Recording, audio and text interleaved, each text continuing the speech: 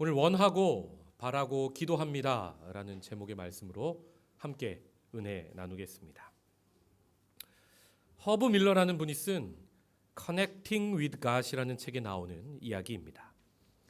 어느 마을에 교회가 있었는데 교인들이 신앙생활이 아주 열심이었습니다. 예배와 성경 공부, 또 기도와 봉사, 또 전도가 아주 뜨거웠지요. 그런데 그 마을이 발전하면서 나이트클럽이 문을 열었습니다. 많은 사람들이 유흥문화에 빠집니다. 교인들은 그 동네가 타락해가는 것을 보고 안타까워 매일 밤 모여서 기도했답니다. 하나님, 성령의 불로 임하셔서 나이트클럽을 없애주소서. 얼마 후 신기하게도 벼락이 그 나이트클럽에 떨어졌습니다.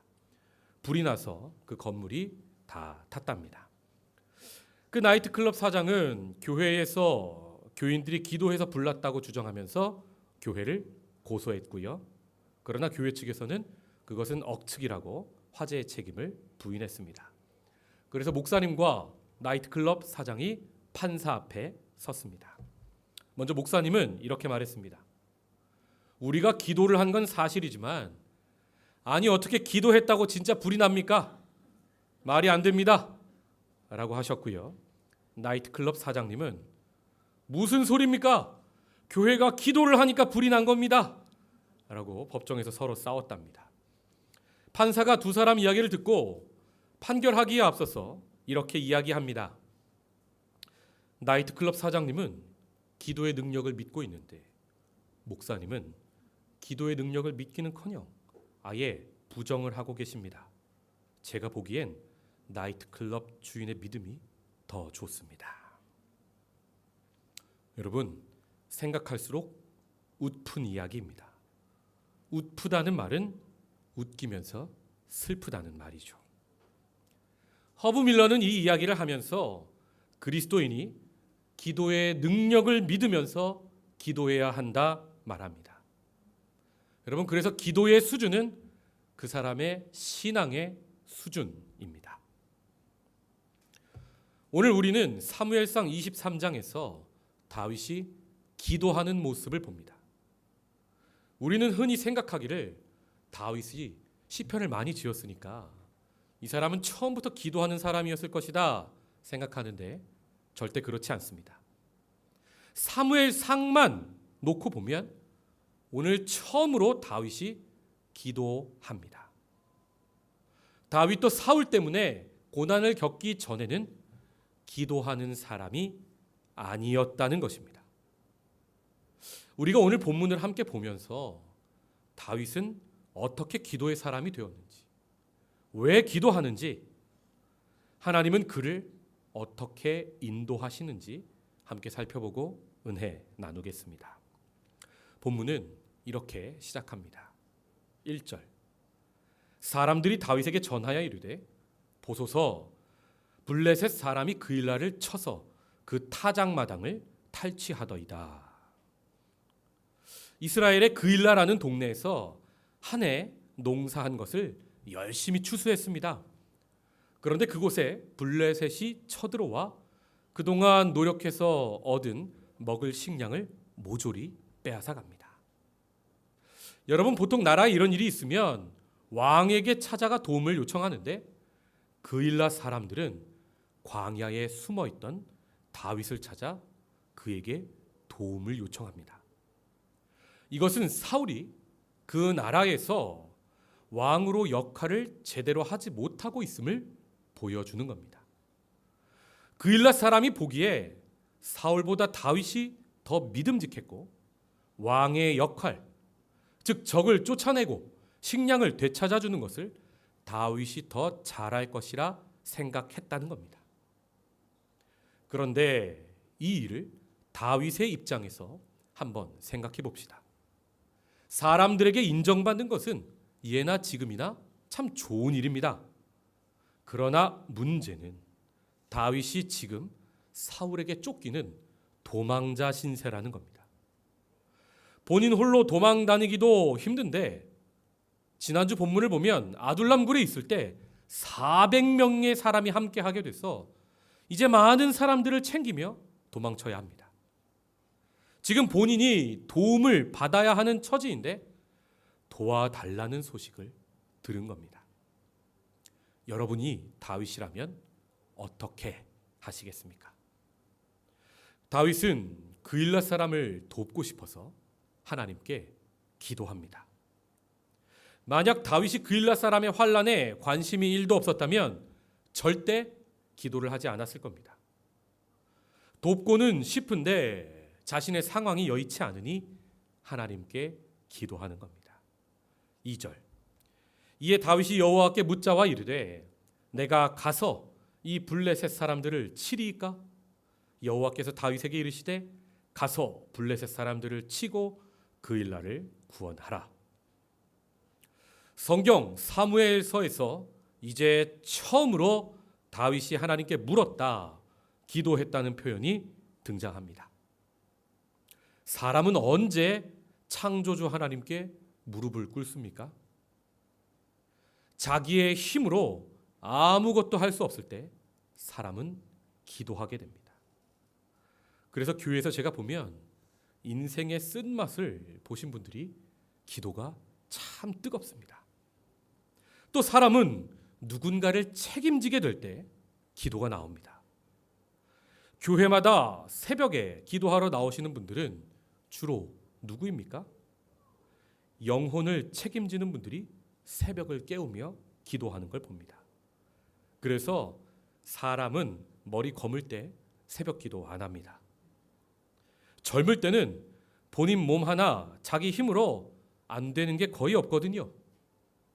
사람은 머리에 하얀 새치가 나기 시작하는 나이부터 새벽 기도합니다. 자기 힘이 빠지기 시작하는데 맡겨주신 사람들은 책임져야 하고 새벽에 잠이 안 오는 겁니다. 배우자를 위해서, 자녀를 위해서, 또 맡겨주신 순원들을 위해서, 교회 공동체를 위해서 기도를 안 할 수가 없는 겁니다. 다윗도 마찬가지였습니다. 지금까지 그는 젊었습니다. 능력도 많았습니다. 용기의 사람이었고 참 담대한 사람이었습니다. 그러나 기도하는 사람은 아니었습니다. 그는 어려서 양치기였을 때 사자와 곰도 홀로 이깁니다. 또 17살 때는 골리앗과 싸울 때 혼자 싸워서 이겼습니다. 그는 지금까지는 혼자 싸우는데 달인이었습니다. 그런데 이제 다윗은 400명의 우두머리가 되었습니다. 환난당한 자, 빚진 자, 원통한 자를 데리고 전투를 해야 되는데 자기 마음대로 됩니까? 오합지졸을 하나님의 군대로 만들어야 하는 겁니다. 기도 없이는 이제 이길 수가 없는 겁니다. 또 다윗은 가드왕 아기스 앞에서 미친 척하고 살아난 이후부터는 광야에서 자기의 힘으로는 절대 살 수 없다는 것을 깨닫게 됩니다. 이런 이유로 다윗은 자신의 힘이 아니라 하나님을 의지하며 기도하게 됩니다. 여러분, 다윗이 기도하는데 정말 시시콜콜한 문제까지도 하나님께 묻습니다. 하나님은 본문에 다윗의 그런 기도에 가서 블레셋을 치고 그일라를 구원하라 말씀하십니다. 하나님은 다윗이 위험한 상황임에도 가라 말씀하시는데, 왜냐하면 이것이 앞으로 다윗 일생의 사명이기 때문입니다. 하나님은 다윗에게 어떤 어려움 속에서도 하나님의 백성을 구원하는 왕의 훈련을 시키고 계십니다. 다윗은 기도 중에 들은 하나님의 음성을 400명의 부하들과 나눕니다. 이에 부하들은 어떻게 반응합니까? 3절의 말씀 함께 읽어볼까요? 시작. 다윗의 사람들이 그에게 이르되 보소서, 우리가 유다에 있기도 두렵거든 하물며 그일라에 가서 블레셋 사람들의 군대를 치는 일이리까 한지라. 아멘. 부하들은 지금 악한 말로 다윗을 반대하는 게 절대 아닙니다. 이기적인 생각일지는 모르지만 지극히 합리적인 말을 합니다. 괜히 그일라 돕다가 사울 왕에게 우리가 여기 숨은 게 발각되면 지금 우리는 이제 다 죽게 된다는 겁니다. 다윗은 반대하는 부하들을 영적 카리스마로 찍어 누르지 않습니다.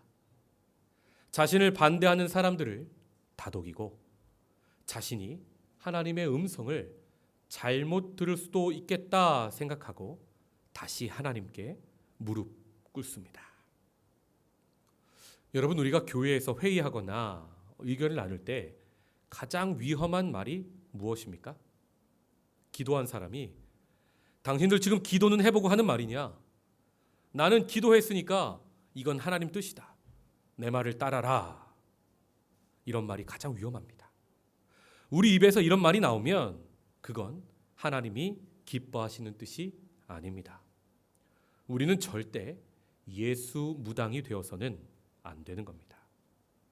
교회에서 반대 의견을 들었을 때 너무 쉽게 마귀가 주는 생각으로 정죄하지 마십시오.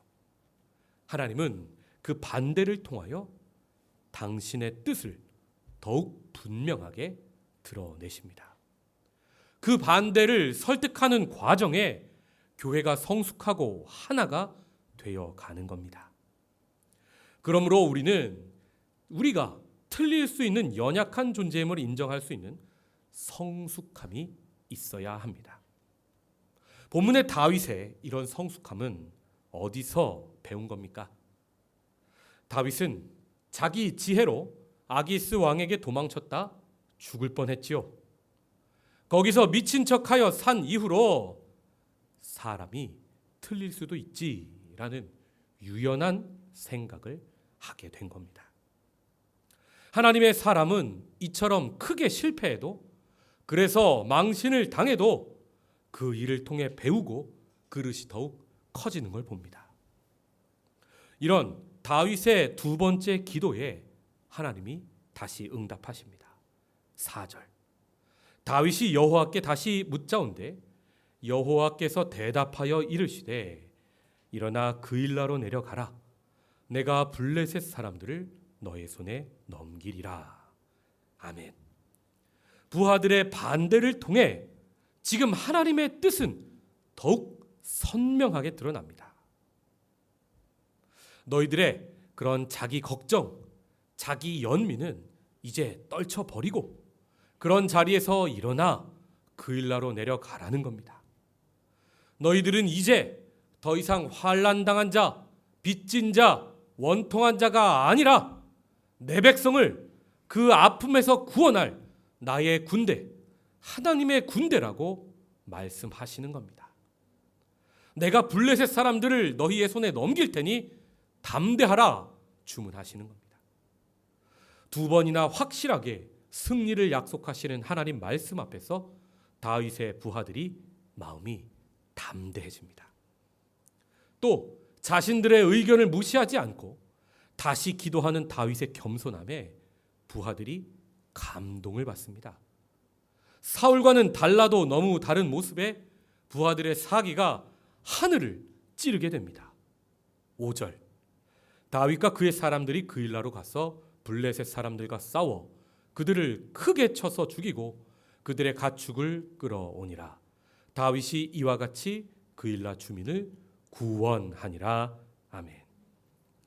그일라 사람들은 한 해 농사한 것을 블레셋에게 모두 빼앗겨 굶어 죽을 뻔했습니다. 그런데 다윗과 부하들이 전투에서 승리하고 빼앗긴 모든 것을 돌려줍니다. 하나님의 구원이 그곳에 임하고 있습니다. 사울이 왕이 되고 나서 구원이라는 단어가 본문에 등장하지 않다가 다윗이 기도하니까 구원이라는 단어가 이제 나타나고 있는 겁니다. 그 마을 사람들과 다윗과 부하들이 아마 며칠 동안이나 행복한 잔치를 벌였을 겁니다. 그런데 어떤 사람들이 다윗이 그일라에 있다고 고자질을 합니다. 7절. 다윗이 그일라에 온 것을 어떤 사람이 사울에게 알림해 사울이 이르되 하나님이 그를 내 손에 넘기셨도다. 그가 문과 문빗장에 있는 성읍에 들어갔으니 갇혔도다. 사울은 다윗이 그일라에 있는 것을 듣고는 하나님이 다윗을 자기 손에 넘기셨다고 생각을 합니다. 사울이 자기에게 있는 모든 백성을 군사로 불러 모아 그일라로 진격하려 합니다. 여러분, 이때 다윗이 이 소식을 듣습니다. 아마도 다윗은 자기의 친구 요나단을 통해서 사울 편에 스파이를 심어 놓은 것 같습니다. 다윗은 이처럼 기도만 하는 사람이 아니라 기도도 하는 사람이었습니다. 한 목사님이 이런 이야기를 하셨습니다. 하나님이 모든 것을 하실 것처럼 기도하고 하나님이 아무것도 하실 수 없는 것처럼 준비해라.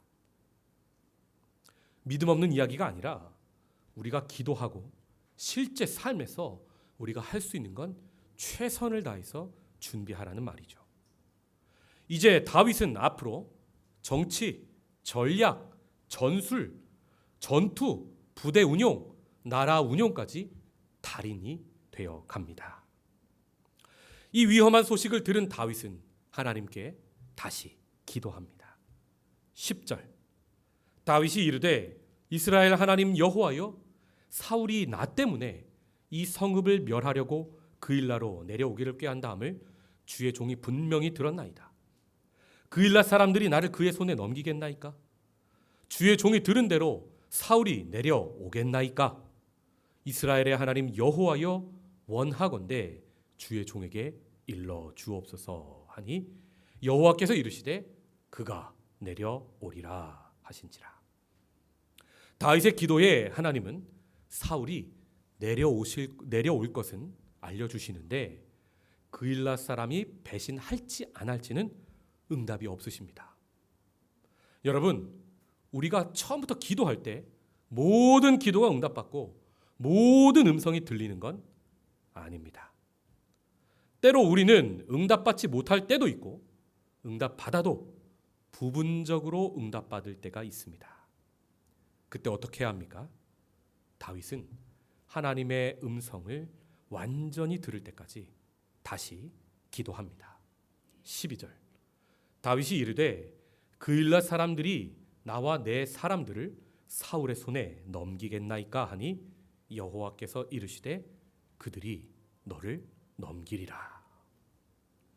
다윗의 계속되는 기도에 하나님은 그일라 사람들이 다윗을 배신하고 사울에게 넘길 걸 알려주시는 겁니다.